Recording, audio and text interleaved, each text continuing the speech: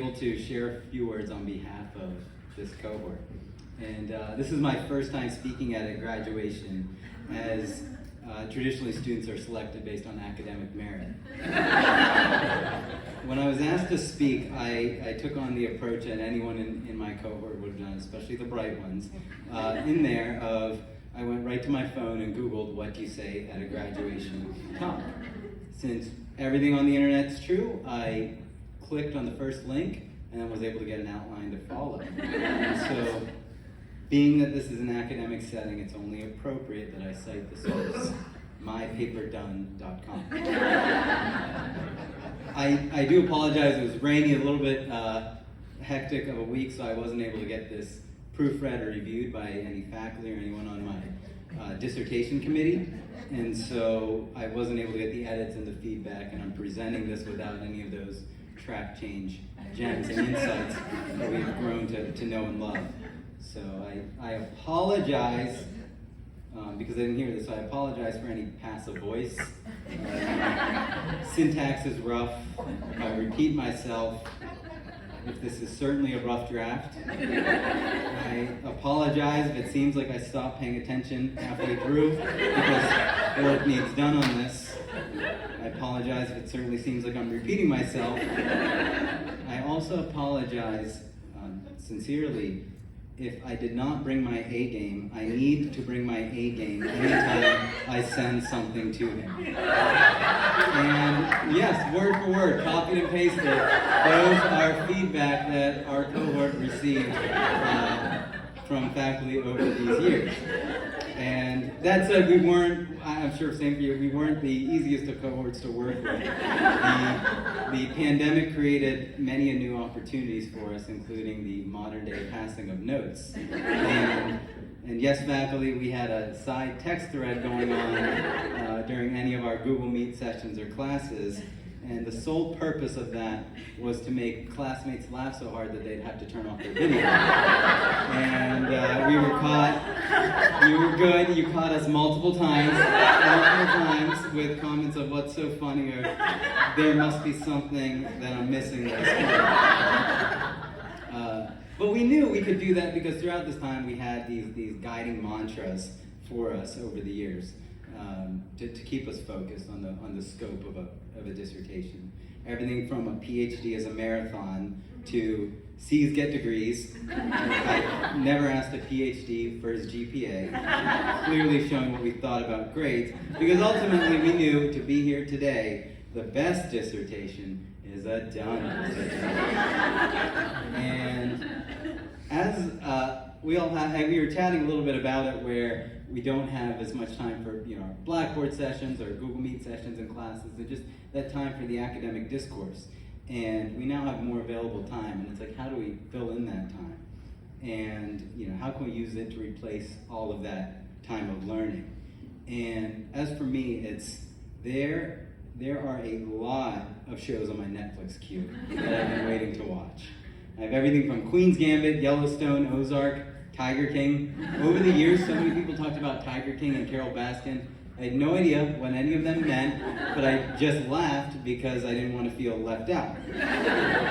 And I'm sure same for you, we all made this trade-off.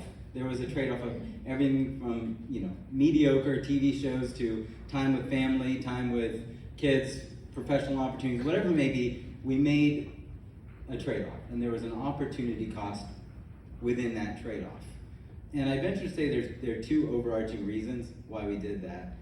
The first is this personal goal. We all get to check this off. That may have been a goal as a child to work towards a PhD or somewhere along our academic journey or professional journey.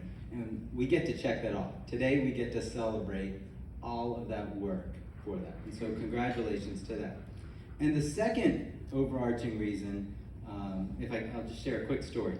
But there's a second overarching reason. It's a humbling story. And so I defended my dissertation. It was April 28th. It was a Monday. And like many of you had someone you were going to reach out to after you completed your dissertation. That first person you were going to call or whatever it may be. And so for me, it was my dad. So I called him and said, he knew I was going to defend on Monday. And I called him to say, hey, I defended, I successfully defended, and so on. and it's done. And he said, congratulations, you should be very proud of your efforts. And he asked something humbling. So I said, I'm finished. He said, congratulations, you should be proud. I said, thank you. And then he asked, did you see what Will Smith did? Yes. I defended the day after the Oscars. So my dad asked me that, and that conversation went on. And why I say that's humbling is it was very much, hey, congratulations, and now what? What's next? What are you going to do? Don't get me wrong, he completely wanted to talk about the Oscars. I'm just trying to find something within that conversation to use here. But I think that ties to that second overarching reason, that altruistic goal that we all had. We all wanted to improve in our professional purpose and what we were doing through better serving others. If we asked every single one of you, why do you want to do this? There may be a career tied to it, but it was going to help you serve other people better. And there was something that got us so excited and jazzed up that we wrote a 100-plus page document on it that hopefully no one will ever read because there's so much of passive voice and grammar errors through it. But we wrote that. We narrowed our focus onto this big question. And so when you think of what your next steps will be in terms of serving others and helping others, I would encourage you to think through that narrowed focus, what you studied, as that will guide your next steps in terms of how to help others. And otherwise, if you simply complete this personal goal, but it doesn't help improve the lives of others in some capacity, I would say your PhD is a so what. And I didn't deviate. That's actually the create a call to action part that mypaperdone.com suggests I use before closing out a talk. I want to thank, I teased the RMU team a bit during this. We want to thank you. We definitely recognize the past few years have been extraordinary, and not because of us, but really this pandemic drastically changed the experience for us. And you worked really hard and adjusted and exhibited all of the COVID buzzwords and pivots to ensure that we had a strong academic experience, and we appreciate those efforts. Your expectations, care, support, and guidance throughout this life-transforming process are a big reason why we're here today. So thank you for that. Fellow graduates, I look forward to reading all of the papers that you publish. More importantly, and excitedly, I look forward to watching your now what's as you go about improving the lives of others. And while you do that, I look forward to co-publishing research with many of you on the whereabouts of Carol Baskin's husband.